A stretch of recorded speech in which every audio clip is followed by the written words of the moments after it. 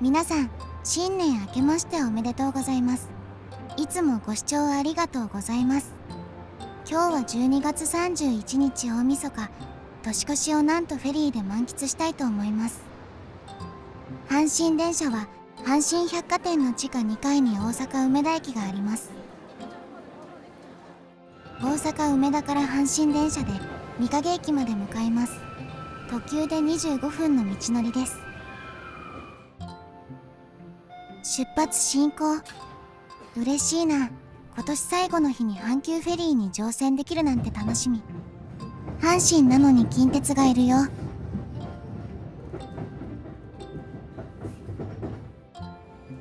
御影駅に到着です。阪神電車は全く無知で、この特急車両が何かもわからない徹子でした。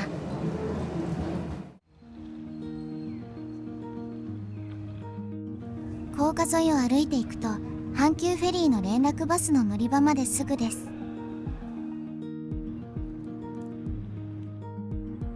バスが来ました。さあ行くぞ。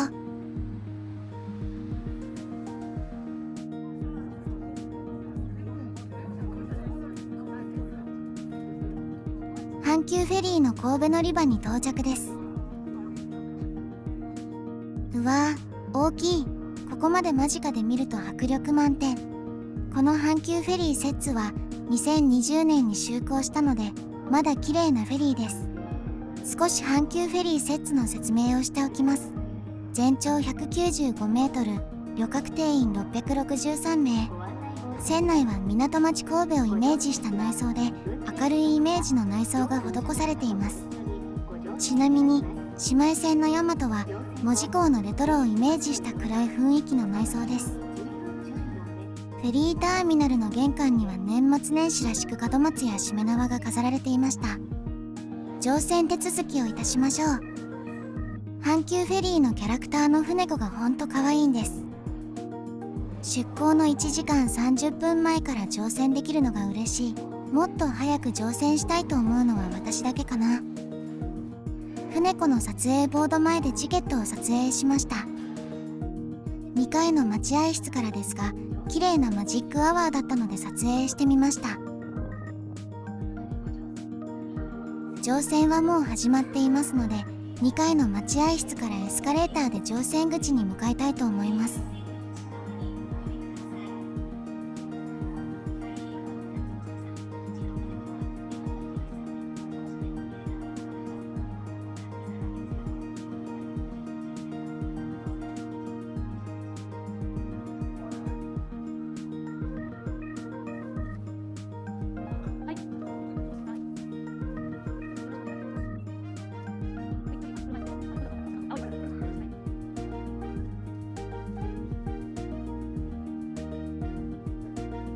嬉しいな。あと少しで乗船。そわそわしている私。乗船しました。船内に入るには少しデッキを通らないといけないのです。フェリーの乗船口との高さを比べると、向かいの3階建てのターミナルと同じぐらいの高さがあります。船内の入り口にはしめ縄が付けられていました。大晦日だもんね。摂津の乗船口の自動ドアを入ると、エントランスにはたくさんの方がいました。全室満室だそうです。エントランスの3層吹き抜けの空間が素敵すぎる。今日の天井の照明は白でした。照明の色、どう決めているんだろう。カラフルな時の照明もあるんですが、やっぱり白よりカラフルな照明の方が好きかも。売店の前のワゴンにはクッキーシューやアップルパイなどが売られているんです。美味しいのでおすすめです。今回のお部屋に行きましょう。デラックス洋室バリアフリーです。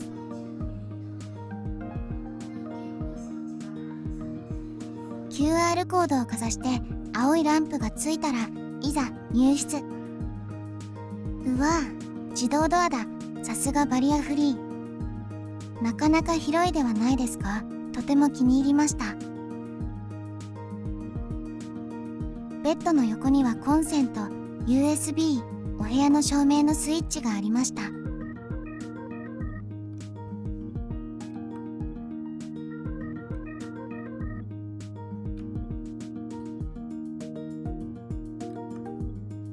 読書灯もあり、ライト手部が動くようになっていて便利です。枕、ベッドマットとも固めで、掛け布団は軽めでなかなか良かったです。これはよく眠れそう。デスクと大きな液晶テレビ、ケトルに洗面台、そしてテーブルにソファーとあっていいな。湯飲み2個とほうじ茶スティックが数本あって数回は飲めそう。コップの下のマットには船子が可愛い落城船のことが記載されていました。何かあった時の備えとして扉には脱出経路図が貼られていました。扉の隣には照明のスイッチ、船内放送ボリューム、エアコンのコントロールパネルがあって温度を微調整できるのが嬉しい。クローゼットにはハンガー、スリッパ、浴衣、船子のお持ち帰りできるタオル、そしてブランケットがあります。寒い時には嬉しい気配りです。3人は座れそうなソファーにテーブルもありました。2025年1月現在の阪急フェリーの運賃表を掲載しておきます。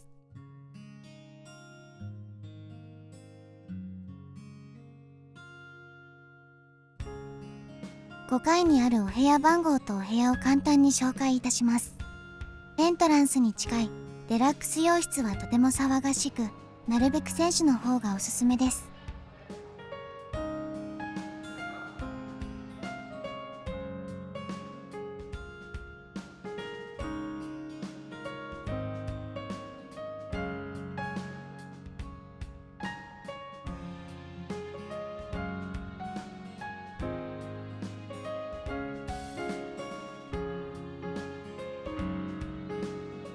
6階にあるお部屋番号とお部屋を簡単に紹介いたします。エントランスに近いところは避け、なるべく選手の方がおすすめです。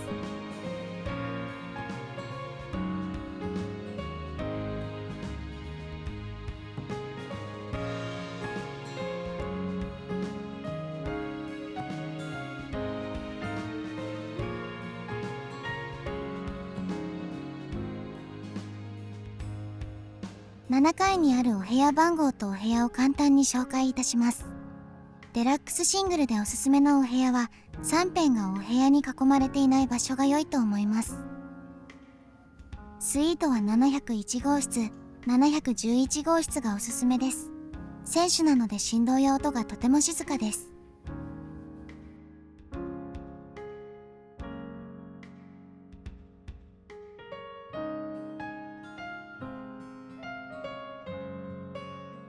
これでお部屋の紹介は終わりです。ご参考になれば幸いです。まだ出港まで時間があるようなので、6階にある選手の展望室に行ってみましょう。6階の廊下の突き当たりにある扉が展望室への入り口です。部屋に入るとカーテンが交互にあって、光を外に漏れない工夫もなされていました。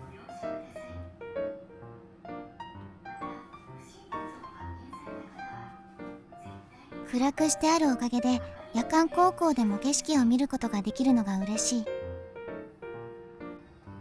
窓からフェリーの選手が見えているではないですか。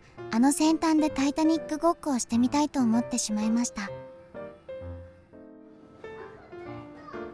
出港する前にレストランに行くぞ。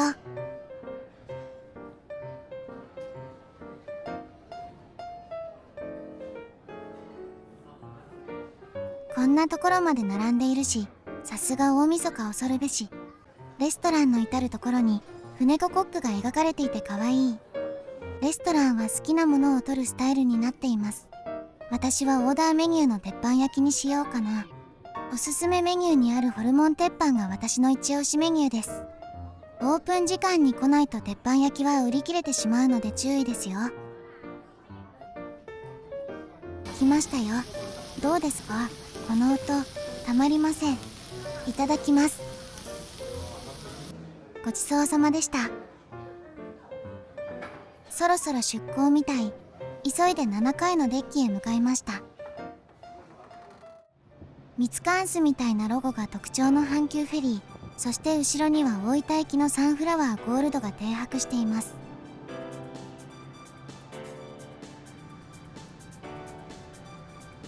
フェリーは岸壁を離れ、さあ出陣だ。これから12時間の船旅の始まりです。行ってきます。大晦日がこんなに混むとは知らず、慌ただしく出港時間を迎え、夕食をとる時間もあまりなかったのですが、美味しく味わっていただくことができました。この大混雑の船内で、これからどう撮影するか悩んでしまうところです。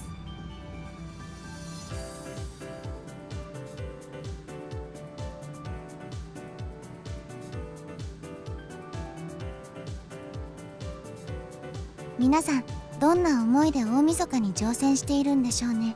ちょっと知りたいな。案内所に大晦日らしく岡上さんが置かれ、ミケヤン、船子、節子が仲良く並んでました。かわいすぎる。売店を少し覗いてみましょう。いろんなフェリーがあるけど、阪急フェリーの船子のクッションやぬいぐるみ、タオルなんかもかわいいんです。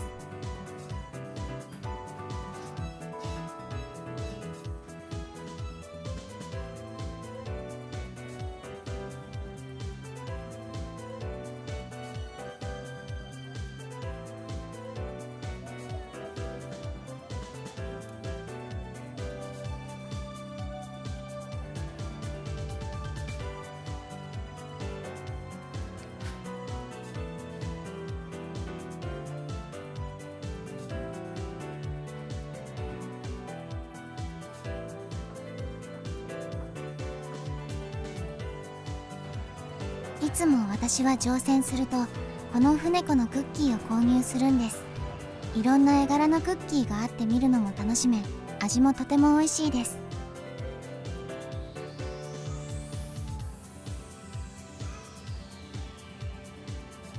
売店の冷蔵庫にはいろんな飲み物が用意されています。アイスも豊富にあります。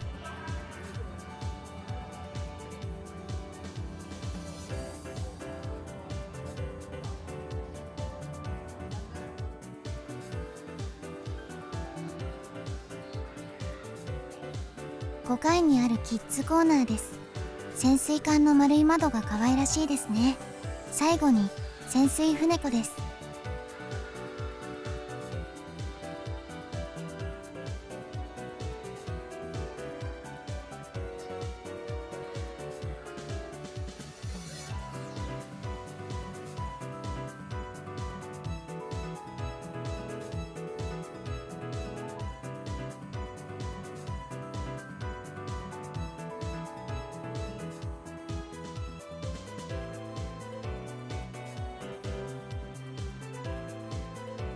キッズコーナーの隣にはゲームコーナーがあります。売店に売っていた船子のぬいぐるみがクレーンゲームにありました。欲しいけどこれは取れないな。チャレンジしてみたけどやっぱりダメでした。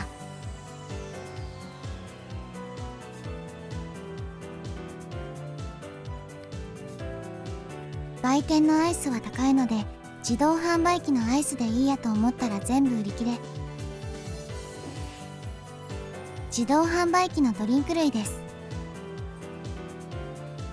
スマホの充電器と電子レンジも置かれていました。カップヌードルはたくさんの方が共有スペースで食べられていました。あと5階にはマッサージ機が置かれていました。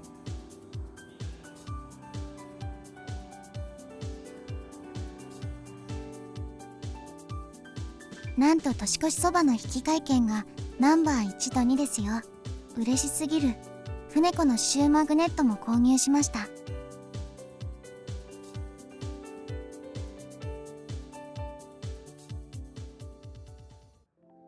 明石海峡大橋通過時間の19時30分が近づいてきたので、7階デッキに来ました。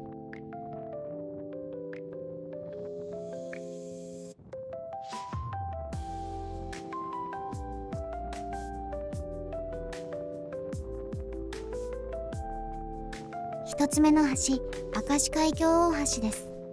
明石海峡大橋は神戸と淡路を結ぶ全長3911メートルの吊り橋です。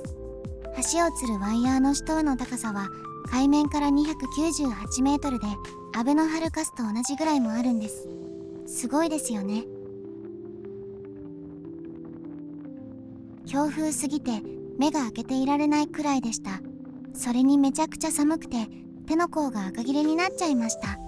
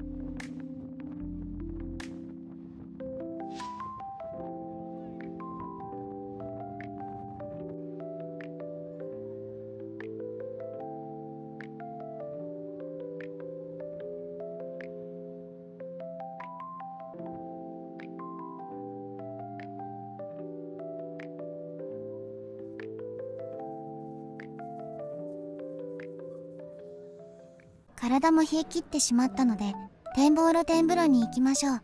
阪急フェリーの大浴場は広くて最高なんです。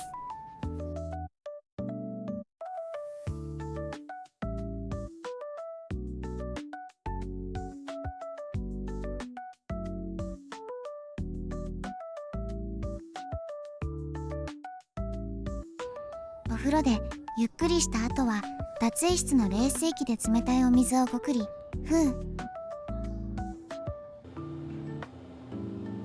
エレベーターの窓から撮影してみました。なんか良くないですか？21時から年越しそばを食べに行きます。通常レストランは21時までですが、今日は特別な日なので45分間年越しそば時間を設けているとのこと。限定50杯だそうです。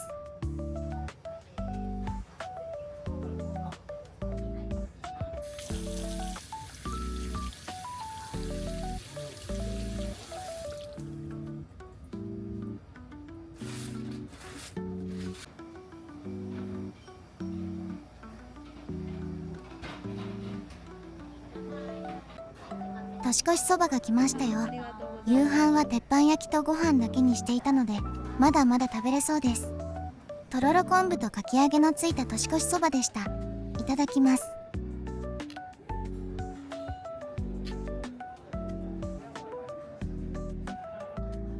ごちそうさまでした。これで今年の良くない運気を打ち切るぞ。来年は良い年でありますように。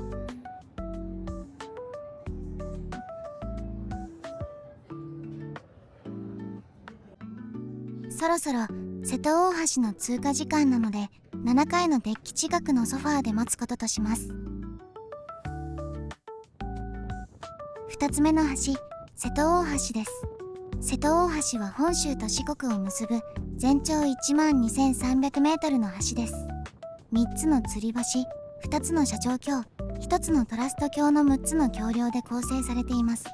鉄道道路併用橋としては世界最長です。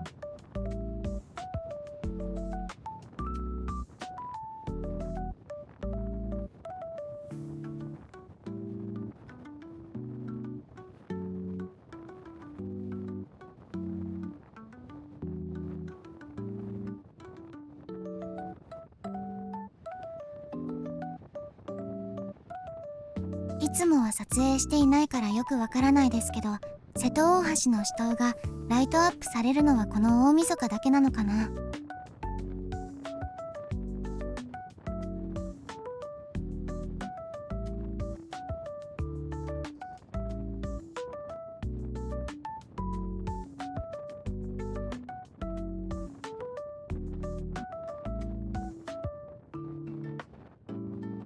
早くお部屋に戻って温かい飲み物でもいただくことにいたします。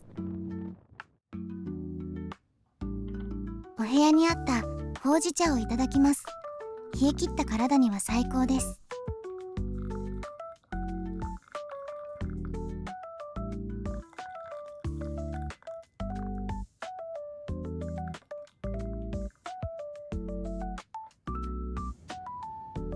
レストランの営業が終わってもフリースペースとしてレストランの一部が開放されるのも嬉しい心遣いですよね。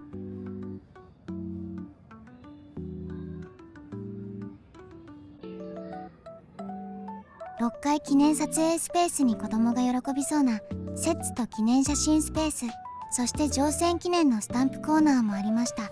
ここも船子尽くしで嬉しい。スタンプを押すことは船旅では地味ながらも外せない一大イベントです。毎年紅白歌合戦のこのシーンを見ると1年を振り返り切なくも寂しくもありますが、また新たに来年もより良い年にしようとする決意も同時にみなぎります。5、4、3、2、1。明けましておめでとうございます。ハッピーニューイヤー。本年も赤熊チャンネルをどうぞよろしくお願いいたします。神戸行きの姉妹線でもある阪急フェリーヤマトとすれ違いました。雰囲気だけでも伝わったらいいな。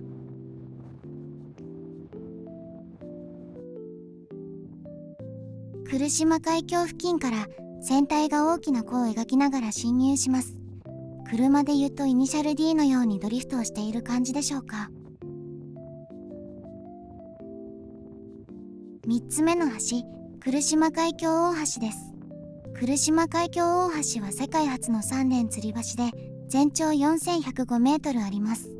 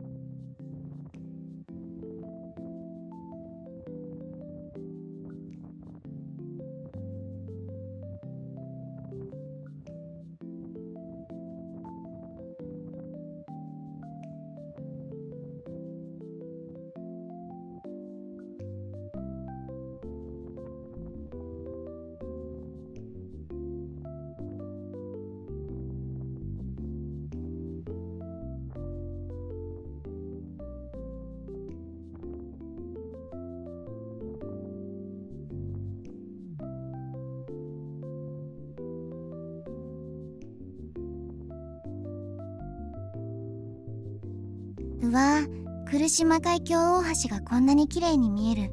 これは感動だね。大晦日から新年へのカウントダウン用のライトアッププログラムだそうです。ライトアップされた来島海峡大橋を見るのは実は初めてなのです。この来島海峡は見通しの悪い地形に加え、とても潮の流れが速く、海の難所として知られています。暗くても潮が川のように流れているのがわかりますよね。落ちたらこれはかなりヤバそう。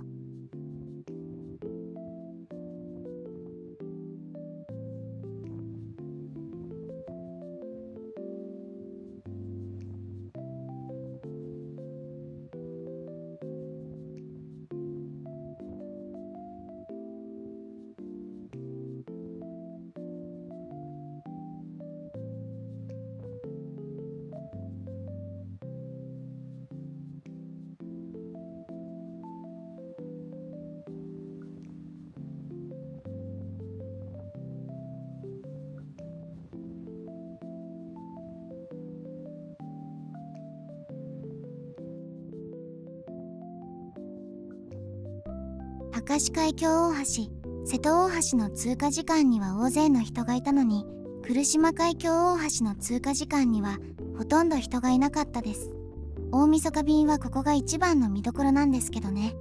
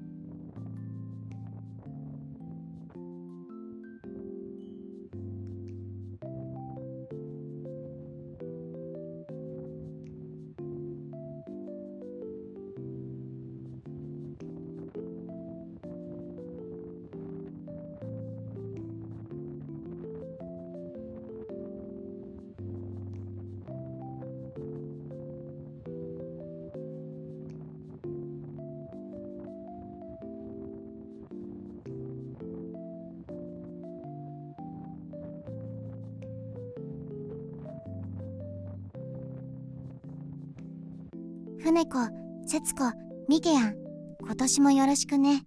おやすみなさい。新年の最初の目覚めです。おはようございます。皆さん、どんな初夢を見ましたか？グッモーニンと船子がお出迎えしてくれています。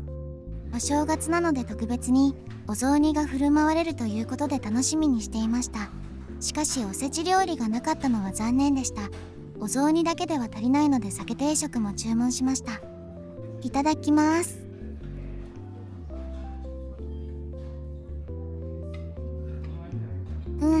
美味しい。そして肝心のお雑煮はというと、お餅が少し固めでしたが、出汁はとっても美味しかったです。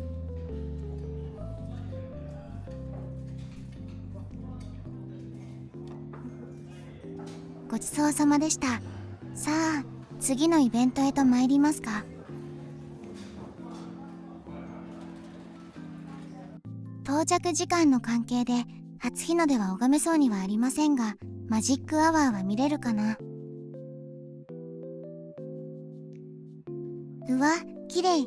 マジックアワーだ。天気が良くてほんと良かった。右側にいるのは新日本海フェリーすずらんですね。いつもは日本海にいるのに新門司港に出張なのかな。ほんと雲一つないね。初日の出さん、もう少し早く出てほしかったな。来年は阪急フェリーさんで船子と初日の出を見ようなんていう企画なんてあれば最高なんだけどな。出港前、デッキでもしかしたらそうなんじゃないかなと思ってたら、やっぱりそうでした。新年から視聴者様のご夫婦にお会いできるなんて嬉しかったです。今年も赤熊チャンネルをよろしくお願いします。けんちゃんさんです。会えました。ありがとうございます。さあ、下船です。フェリーの中での時間は楽しくて、あっという間に過ぎてしまいました。ここから JR 小倉駅へ向かうために連絡バスを利用させていただくので、人道橋を歩くことも楽しみの一つなのですが、少し焦ってしまいます。その中でカメラを回すことを目いっぱい楽しんでる私がいました。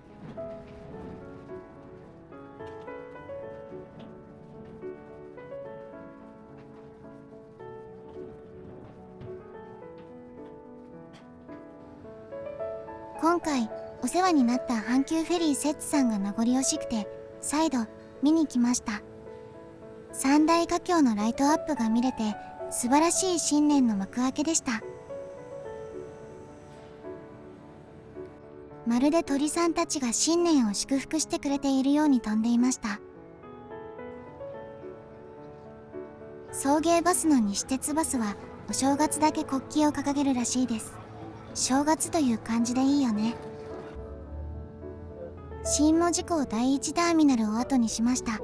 JR 小倉駅までは約40分ほどの道のりです。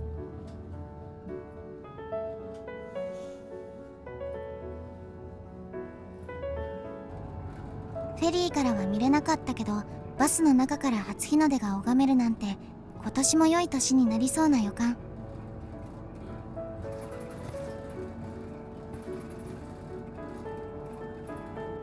チャチャタウンの観覧車は元旦の日は無料で乗れるんですよ。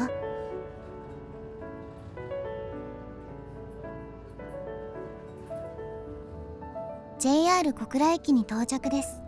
フェリー内であまり寝ることができなくて、バス内で睡眠を補充しました。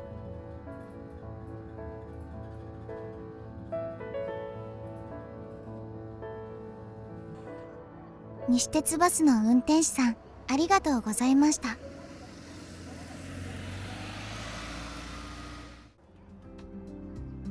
小倉駅といえば松本零士さんのキャプテンハーロック、そして銀河鉄道999のメーテル鉄郎ですよね。今年初めての駅ピアノを演奏してきました。近鉄特急島風でおなじみの楽しき農夫です。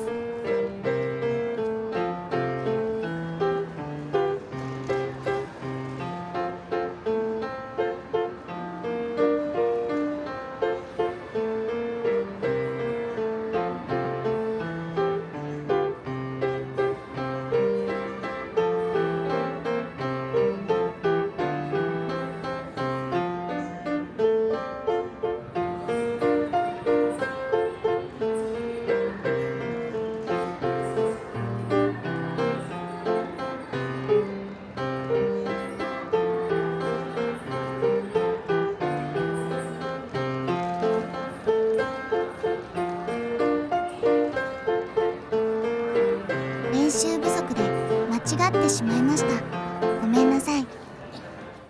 小倉駅の構内で船子と再会。また遊びに行くね。座席がゴージャスではないですか？今から小倉城内にある八坂さんへ初詣に向かいます。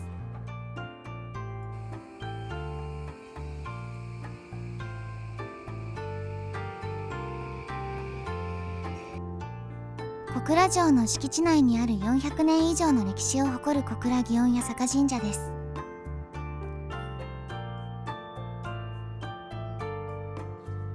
元旦の日に初詣は何年ぶりかな。手を合わせてお願い事をしてきました。境内でぜんざいを食べ、甘酒も飲みました。体も心も温まりました。今回はこれでおしまいです。フェリーの旅で視聴者様のご夫婦とお会いでき、幸先の良いスタートとなりました。ご視聴ありがとうございました。今年も赤熊チャンネルをよろしくお願いいたします。もしよろしければチャンネル登録お願いいたします。また次回の動画でお会いしましょう。皆さんが良い年になりますよう心より願っております。